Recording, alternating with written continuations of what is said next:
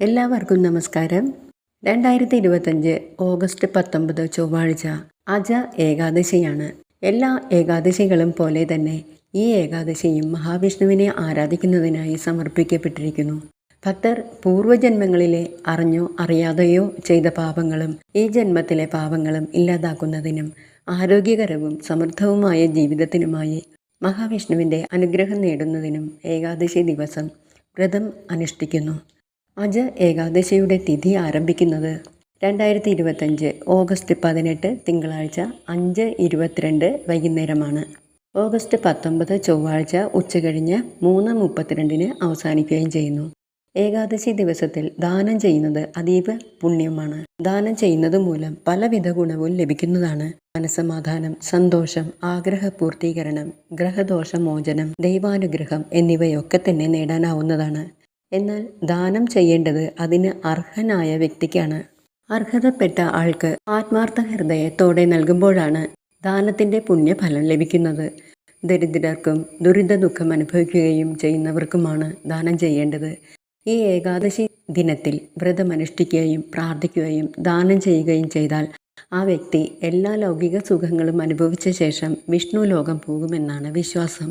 കൃഷ്ണപക്ഷത്തിൽ വരുന്ന ഈ ഏകാദശി എല്ലാ പാപങ്ങളെയും നശിപ്പിച്ച് അശ്വമേധയാഗത്തിന് തുല്യമായ ഫലം നൽകുമെന്ന് പറയപ്പെടുന്നു.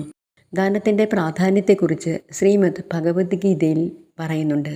യാതൊരു പ്രതിഫലവും ആഗ്രഹിക്കാതെ ചെയ്യുന്ന ദാനത്തിനാണ് പൂർണ്ണ ഫലം ലഭിക്കുന്നത്.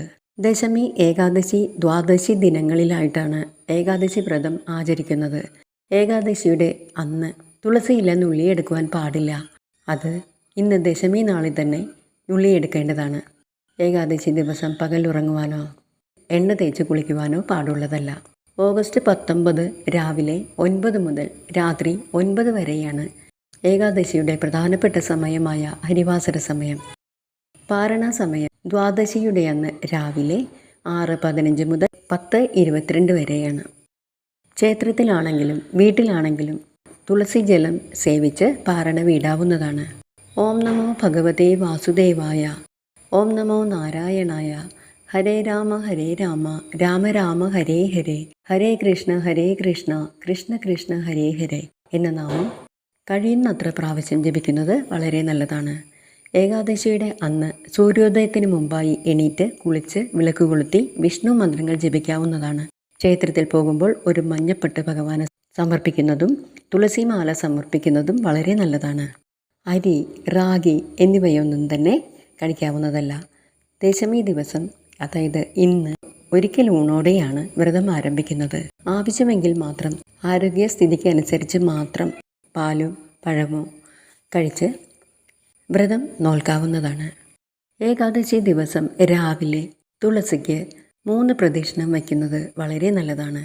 ഏകാദശിയുടെ അന്ന് സന്ധ്യയ്ക്ക് തുളസിത്തറയിൽ ഒരു നെയ്ദീപം അല്ലെങ്കിൽ ഒരു എണ്ണദീപം കത്തിക്കുന്നത് വളരെ നല്ലതാണ്.